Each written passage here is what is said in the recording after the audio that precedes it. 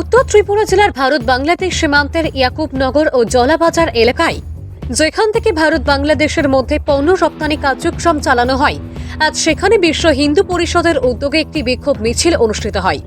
উত্তর জেলা বিশ্ব হিন্দু পরিষদের সভাপতি অভিনাশ দাস জানান, গত 5ই আগস্ট বাংলাদেশ সরকারের ক্ষমতা পুনর্গঠন হয়েছে, কিন্তু সেখানকার হিন্দু, বৌদ্ধ এবং খ্রিস্টান সম্প্রদায়ের উপর অত্যাচার, ধর্মান্তকরণ এবং ধর্ষণের মতো অমানবিক নির্যাতন চলছে।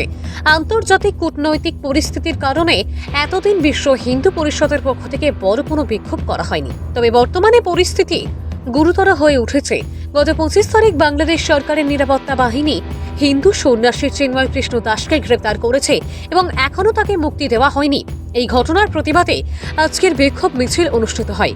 মিছিল থেকে কড়া বার্তা দেওয়া হয়েছে, যদি আগামী 24 ঘন্টার মধ্যে চিন্ময় কৃষ্ণ দাসকে মুক্তি না দেওয়া হয়, তাহলে বিশ্ব হিন্দু পরিষদ বৃহত্তর আন্দোলন গড়ে তুলবে। বিক্ষোভকারীরা সীমান্ত এলাকা থেকে তাদের দাবির সপক্ষে জোরালো আওয়াজ তুলেছেন। ভানুচন্দ্রের রিপোর্ট, আসাম প্রাইম নেটওয়ার্ক। 5ই আগস্টে বাংলাদেশের সরকার প্রত্যাবর্তন হয়েছে, সবাই আমরা জেনেছি।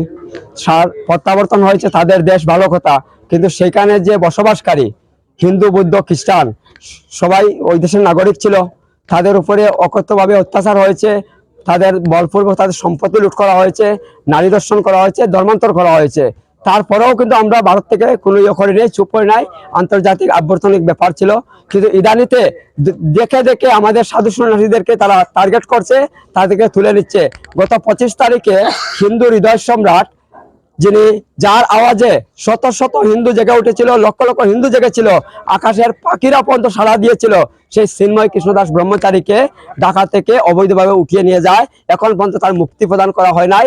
তার জন্য আমরা জানিয়েছিলাম বাংলাদেশ সরকারকে এক পত্রের মাধ্যমে, যদি 24 ঘন্টার ভিতরে চিন্ময় প্রভুকে মুক্তি দেওয়া না হয়, তাহলে আমরা বৃহৎ আন্দোলন করব।